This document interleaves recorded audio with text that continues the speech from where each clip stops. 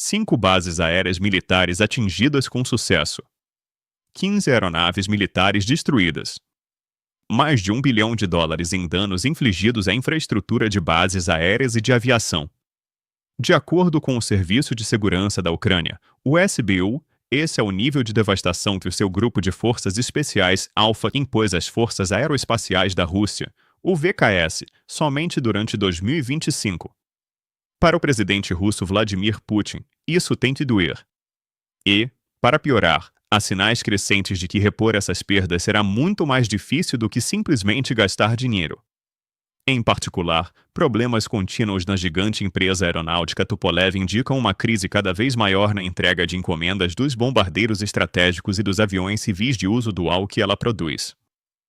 Então vamos mergulhar nessas duas histórias e destrinchar o que elas revelam sobre o estado da Força Aérea Russa após os ataques da Ucrânia, e sobre o complexo militar industrial que deveria reconstruí-la.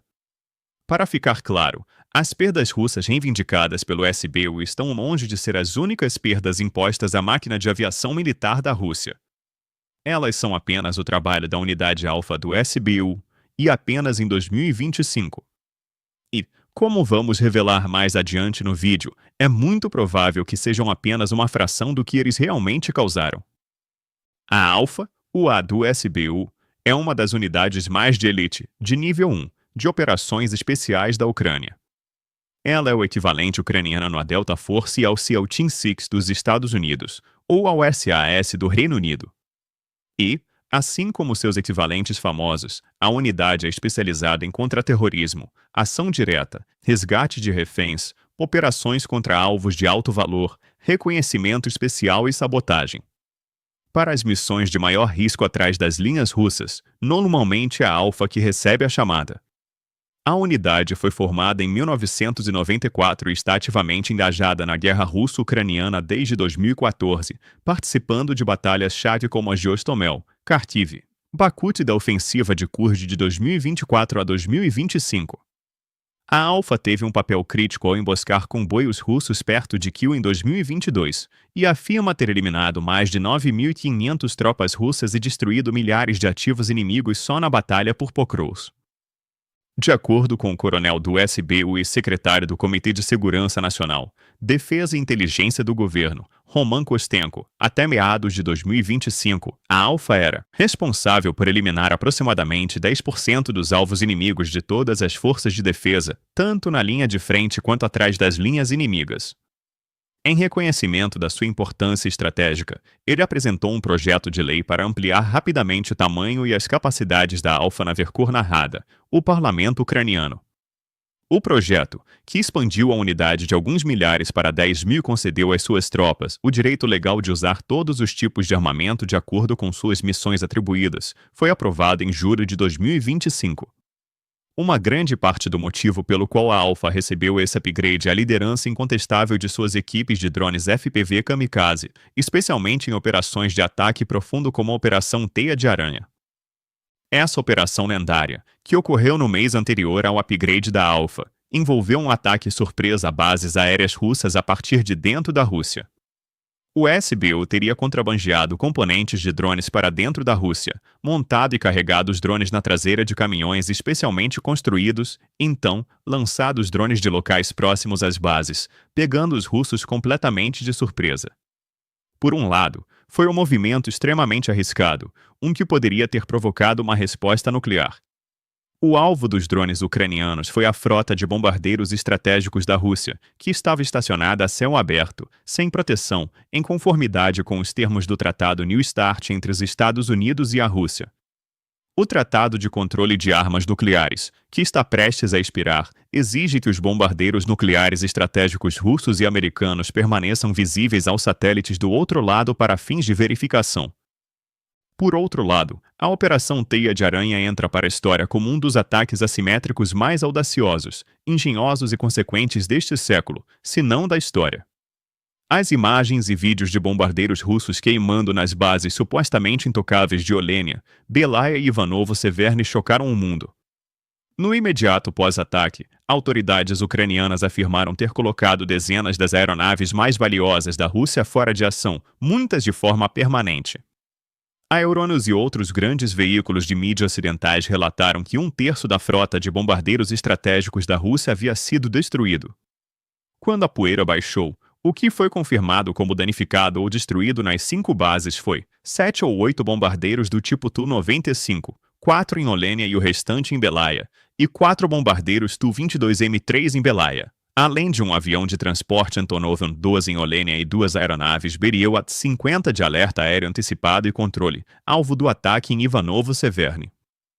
Em termos financeiros, se forem irrecuperáveis, os danos aos 2 A-50 seriam os mais dolorosos para a Rússia, com cada um estimado em cerca de 350 milhões de dólares.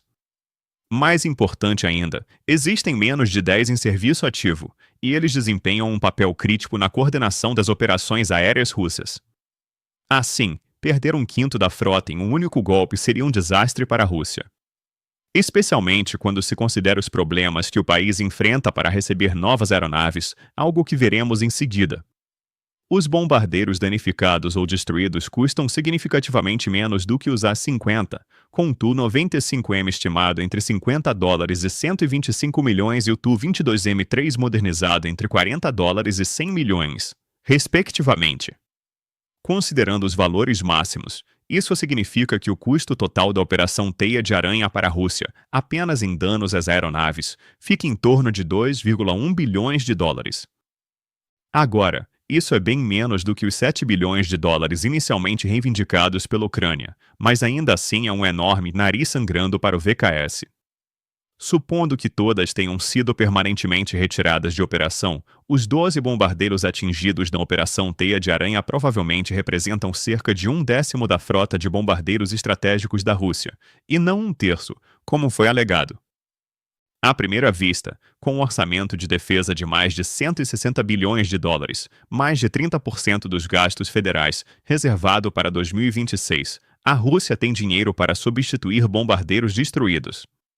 No entanto, realmente colocar as mãos em bombardeiros de reposição ou em quaisquer bombardeiros novos, aliás, está se mostrando um problema muito maior para Putin do que simplesmente jogar rublos no assunto. Para começar, tanto o Tu-95, em sua variante original M ou na versão mais moderna mesmo, quanto o Tu-22M3 são aeronaves da era soviética, e a Tupolev, a fabricante, não produz mais unidades novas. Portanto, quando esses bombardeiros saem de serviço, eles não podem ser substituídos um por um. Falando em coisas difíceis de substituir, é exatamente esse tipo de insight único que entregamos toda semana aqui no The Military Show. Então, se você quer mais disso, certifique-se de se inscrever no canal.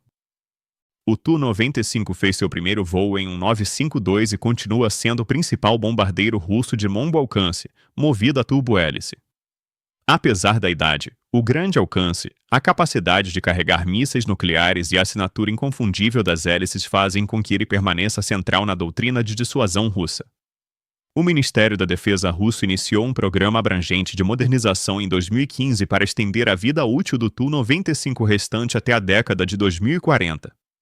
Cada conversão para o padrão Tu-95 mesmo inclui a instalação de novos motores NK-12 radar de varredura eletrônica SOI-021, navegação apoiada no GLONASS, que é o equivalente russo do GPS, telas digitais no cockpit e módulos de lançamento de mísseis de cruzeiro KH-101.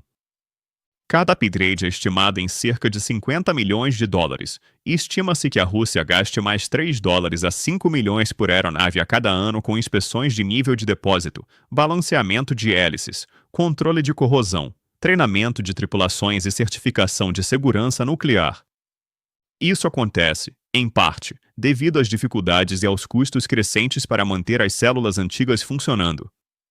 Mesmo antes das sanções, peças sobressalentes para o turbohélice NK-12, ainda o turbohélice mais potente do mundo, eram escassas, e só as revisões da caixa de engrenagens do ciclo reverso são estimadas em mais de 2 milhões de dólares a cada 1.500 horas de voo. Sanções econômicas sem precedentes após a invasão da Ucrânia só aumentaram a dor. Por exemplo, os preços do titânio e do alumínio subiram 28% entre 2020 e 2024, inflacionando os custos de substituição de painéis da fuselagem. Como resultado, muitos componentes agora são canibalizados de aeronaves armazenadas. Ainda assim, mesmo a 50 milhões de dólares por reforma, o Tu-95 oferece uma relação favorável de dissuasão por dólar para a Rússia. O Tu-95 é muito mais barato de operar do que o moderno B-2 Spirit dos Estados Unidos e o futuro B-21 Raider, e até mesmo do que os antigos B-52, que são contemporâneos do Tu-95. Seu raio de voo de 9.300 milhas permite que as tripulações lancem mísseis de cruzeiro furtivos KH-101 de muito fora do alcance das defesas aéreas inimigas, evitando a necessidade de células furtivas de bilhões de dólares. Além disso, a Rússia já tem infraestrutura estabelecida para missões regulares do Tu-95, com pistas já prontas nas bases aéreas em Deus-2 e Ukranka. Antes da invasão, estimava-se que a Rússia tinha cerca de 50 Tu-95 ativos. Entende-se que, desde então, tenha perdido entre 7 e 10 no total durante a guerra, deixando cerca de 80% da frota intacta. No entanto, poucos desses são conhecidos por já terem passado pelo processo de upgrade, o que, como veremos, faz parte do problema de Putin. E é uma história semelhante com o Tu-22M3. O Tu-22M3 evoluiu das versões anteriores Tu-22M1 e Tu-22M. O Tu-22M1 voou pela primeira vez em julho de 1971, e o Tu-22M foi usado pela primeira vez em missões de combate no Afeganistão entre 1987 e 1989. O Tu-22M3 completou seu primeiro voo em 1977, entrou no inventário em 1983 e foi usado pela primeira vez pela Rússia em operações de combate na Chechênia em 1995. O Tu-22M3 tem 139 pés de comprimento, envergadura máxima de 112 pés, altura de 36 pés e peso máximo vazio e de decolagem de quase 117.279 e 79.000 libras, respectivamente. Ele tem velocidade de cruzeiro de 559 milhas por hora e velocidade máxima de 1.429 milhas por hora, e pode voar a uma altitude máxima de pouco menos de 46.000 pés, com alcance operacional de 4.350 milhas. Capaz de transportar mísseis nucleares, ele é uma parte importante da dissuasão nuclear russa, mas a Rússia também o tem usado para lançar mísseis convencionais contra a Ucrânia. Ele pode ser armado com mísseis KH-32, mísseis antirradar KH-15 ou KH-15P, ou bombas planadoras equipadas com módulos modernos de orientação, que a Rússia tem usado de forma intensa para esmagar posições ucranianas e assentamentos na linha de frente. No entanto, assim como o Tu-95, o bombardeiro precisou de upgrades significativos para permanecer eficaz na guerra moderna. Em 2017, o Ministério da Defesa russo anunciou a intenção de modernizar metade dos seus 60 Tu-22M3 ativos para o padrão avançado Tu-22M3M. A primeira aeronave modernizada foi montada na Kazan Aviation Plant da Tupolev pouco tempo depois, realizando seu voo inaugural em 28 de dezembro de 2018. Contudo, desde então, e especialmente desde a invasão e o início das sanções, o progresso estagnou dramaticamente. Acredita-se que a Rússia tenha perdido até 9 durante a guerra, e apenas um único Tu-22M3 modernizado adicional é conhecido por ter sido entregue em 2023. Mais preocupante para Putin, como a produção de novas unidades não é mais possível, não está claro quantas, se alguma, das 28 restantes destinadas a upgrades serão realmente modernizadas no futuro. A fabricante, a Tupolev, claramente está tendo grande dificuldade para cumprir seus compromissos. Pelo menos é o que sugere o número crescente de processos movidos contra ela pelo Ministério da Defesa russo e por outros. A origem dos problemas parece ser gargalos de produção devido à capacidade e à mão de obra insuficientes na gigantesca planta Kazan Aviation Plant da Tupolev, conhecida como KAZ. É lá que os upgrades do Tu-95 e do Tu-22M3 deveriam estar acontecendo, junto com a construção de novos bombardeiros Tu-160M, a terceira e mais moderna perna do tripé de bombardeiros estratégicos da Rússia, e com os aviões civis de uso dual Tu-214. Como os processos mostram, a planta está falhando em entregar qualquer um desses itens dentro do prazo. Em maio de 2025, o Tribunal de Arbitragem de Moscou julgou um caso movido contra Tupolev pelo Ministério da Defesa russo no verão anterior. O processo entrou no tribunal em janeiro de 2025, com um pedido inicial de 360 milhões de rublos, cerca de 4,7 milhões de dólares, que depois foi aumentado para 3 bilhões de rublos, cerca de 40 milhões de dólares. No fim, o tribunal ordenou que a Tupolev pagasse os 3 bilhões de rublos, o que, segundo a mídia russa, provavelmente está relacionado a atrasos na entrega de compromissos. Mas essa não foi a primeira vez que o Ministério da Defesa russo levou a Tupolev ao tribunal, e nem seria a última. Em 2019, o ministério foi ao tribunal exigindo recuperar 4,6 bilhões de rublos, cerca de 60 milhões de dólares, da Tupolev por violar prazos de reparo de aeronaves.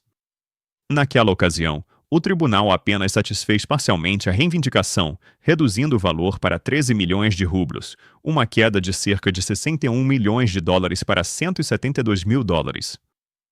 Após a decisão de maio de 2025, em novembro, o Ministério da Defesa entrou com outro processo contra a Tupolev, buscando 930 milhões de rublos, cerca de 12,3 milhões de dólares, por disputas econômicas sobre relações civis.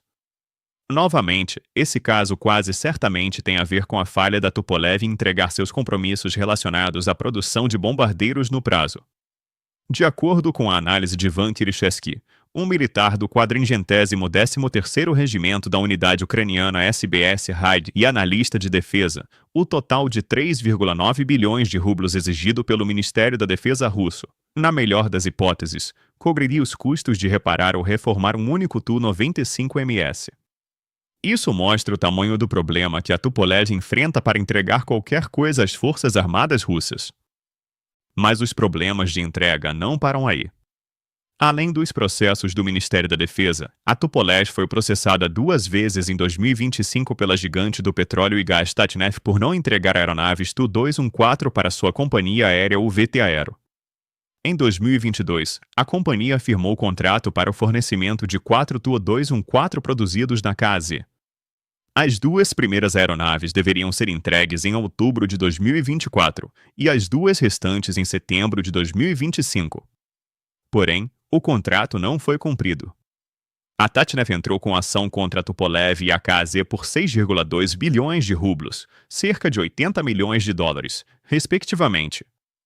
As partes adiaram o caso várias vezes tentando chegar a um acordo, mas, no verão de 2025, o Tribunal de Arbitragem do Tartaristão satisfez parcialmente a reivindicação, obrigando a Tupolev a pagar 5,6 bilhões de rublos por enriquecimento sem causa, 556 milhões de rublos em penalidades e 8 milhões de rublos em taxas estatais, no total, cerca de 85 milhões de dólares. Durante o julgamento, foi revelado que a Tupolev devolveu o adiantamento recebido da Tatneft pela primeira aeronave, mas os valores referentes à segunda nunca foram devolvidos. De forma reveladora, a Tupolev culpou a falha de entrega pela sua carga de trabalho ligada aos pedidos de defesa do Estado, que, segundo ela, representam 85% da produção, mas geram apenas cerca de 4% de lucro. Como resultado, a empresa disse que só poderia concluir novos contratos do Tu-214 após 2027, um atraso enorme. Da boca do próprio cavalo, então, uma empresa sistemicamente importante não consegue lidar com as exigências do Estado russo, muito menos com seus clientes comerciais. Além da não entrega dos Tu-214 e dos Tu-95 e Tu-22M3 reformados, a Tupolev também perdeu o prazo para entregar novos Tu-160M. 4 deveriam ter sido entregues entre 2022 e 2023, mas os 2 primeiros só foram finalmente entregues no fim de 2025. As unidades restantes ainda estariam em produção, embora nenhuma razão oficial para o atraso tenha sido divulgada. Mas os problemas da Tupolev não param por aí. Alguns meses após o acordo do primeiro caso da Tatneft, a Tatneft entrou com uma nova ação de 11,7 bilhões de rublos, cerca de 115 milhões de dólares. O caso está em andamento, com a Tupolev propondo um acordo parcial. Enquanto isso, pela segunda vez em tantos anos, a United Aircraft Company, UAC, a corporação que controla a Tupolev, reorganizou a liderança da Tupolev. O chefe da empresa, Alexander Bobriel, 76, foi substituído por Yuri Ambrosimo, 37, neto de Yuri Litvinov, que chefiou a CASE nos anos 90 e anteriormente diretor adjunto de Finanças e Economia da empresa. Embora a UAC tenha afirmado que Bobriel estava deixando o cargo após concluir as tarefas atribuídas a ele para o fornecimento de equipamento militar sob a Ordem de Defesa do Estado, muito provavelmente a mudança de liderança é resultado direto desses processos e dos problemas contínuos de entrega. A UAC disse à TASS que as principais tarefas dos novos gestores serão implementar o programa de produção em expansão e executar os planos do programa TU 214. Apesar dessas garantias, as falhas de entrega levantam perguntas desconfortáveis sobre a capacidade da Rússia de sustentar e ampliar sua aviação estratégica em meio às operações militares em andamento. Em outubro, o chefe do Tartaristão, Rustam Minnikhanov, anunciou que as principais instalações industriais para a produção em massa dos aviões de passageiros Tu-214 seriam comissionadas este ano. Embora se esse projeto ajudará a aliviar o atraso e quanto tempo isso levaria ainda sejam questões em aberto. Enquanto isso, os ataques do Grupo Alfa só agravam os problemas da aviação militar russa. De acordo com o relatório do SBU sobre suas atividades em 2025, as 15 aeronaves russas que ele destruiu incluíram 11 aeronaves de combate de asa fixa dos tipos Su-30SM, Su-34, Su-27, Su-24 e MiG-31, além de 3 helicópteros Mi-8, Mi-26 e Mi-28 e uma aeronave de transporte An-26. Curiosamente, não incluíram os bombardeiros Tu-95 e Tu-22M3 danificados na Operação Teia de Aranha em sua contagem. Talvez porque a operação também envolveu outros setores das forças ucranianas, e eles só quiseram reivindicar impactos que fossem totalmente de sua própria autoria. As aeronaves destruídas representam um recorte central da aviação tática e operacional russa, cobrindo papéis de superioridade aérea, ataque, interceptação, transporte e apoio de asas rotativas. A perda de Su-30SM degrada diretamente a capacidade da Rússia de combinar operações de defesa aérea e de ataque em uma única plataforma, enquanto a perda de Su-34, os principais bombardeiros de linha de frente da Rússia, significa menos bombas planadoras FARD caindo. Embora os Su-27 e Su-24 estejam desatualizados e em grande parte desempenhem funções auxiliares, como escoltar aeronaves de ataque, os interceptadores MiG-31 têm um papel estratégico na arquitetura de defesa aérea russa. Projetada para combater alvos de alta velocidade, como bombardeiros estratégicos e mísseis de cruzeiro, a aeronave também é usada como plataforma de lançamento do míssil hipersônico KH-47M2 Kinzhal. No entanto, quando se trata de substituir aeronaves que não são produzidas pela Tupolev, a Rússia não parece estar enfrentando problemas nem de longe tão graves quanto os que enfrenta com seus bombardeiros. De acordo com uma pesquisa recente do think tank londrino Rusi, a Rússia recebeu pelo menos 135 novos caças durante a guerra, incluindo 55 a 60 Su-35, cerca de 20 Su-57 supostamente furtivos, até 50 Su-34M e 20 a 25 MiG-31 em variantes, com as entregas aumentando ao longo do tempo. O relatório do Rusi contesta o número oficial ucraniano de mais de 400 aeronaves russas abatidas durante a guerra, estimando o total mais próximo de 130 aeronaves de asa fixa derrubadas ou gravemente danificadas. Se estiverem corretos, a força de caças russa ainda está longe de ser reduzida a um nível crítico por ataques ucranianos. Na verdade, se você levar Putin ao pé da letra, onde está o problema? No fim de dezembro, ele afirmou que, desde fevereiro de 2022, a Rússia havia aumentado a produção de armas e munições em 22 vezes. A produção de tanques teria crescido 2,2 vezes, de aeronaves militares 4,6 vezes, de equipamentos de guerra eletrônica 12,5 vezes e de armas de artilharia de foguetes 9,6 vezes, enquanto a produção de armas de ataque e munições teria crescido em impressionantes 22 vezes. Pelo menos foi isso que Putin disse em um pronunciamento televisionado em uma reunião no Kremlin com autoridades da indústria de defesa.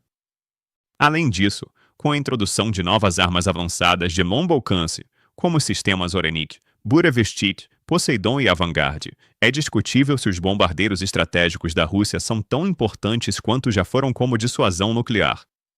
Especialistas russos como Ruslan Pukov, diretor do Centro de Análise de Estratégias e Tecnologias, já estão questionando se a Rússia deveria insistir em tecnologias militares à moda antiga, como tanques e bombardeiros. Ele argumenta, essencialmente, que armas muito mais baratas e avançadas, como drones FPV, tornaram esses sistemas vulneráveis demais e pouco eficientes em custo, e por isso deveriam ser descartados, com o foco mudando inteiramente para armas modernas como mísseis e drones. Seria uma ironia cruel se, ao destruir capacidades antigas da Rússia, a Ucrânia apenas acelerasse a introdução de uma tecnologia muito mais perigosa. Ainda assim, provavelmente é apenas uma questão de tempo até que o Grupo Alfa comece a atingir esses sistemas também. Nós, é claro, vamos manter você atualizado com os desdobramentos, então certifique-se de se inscrever no canal para não perder nada. Obrigado por assistir.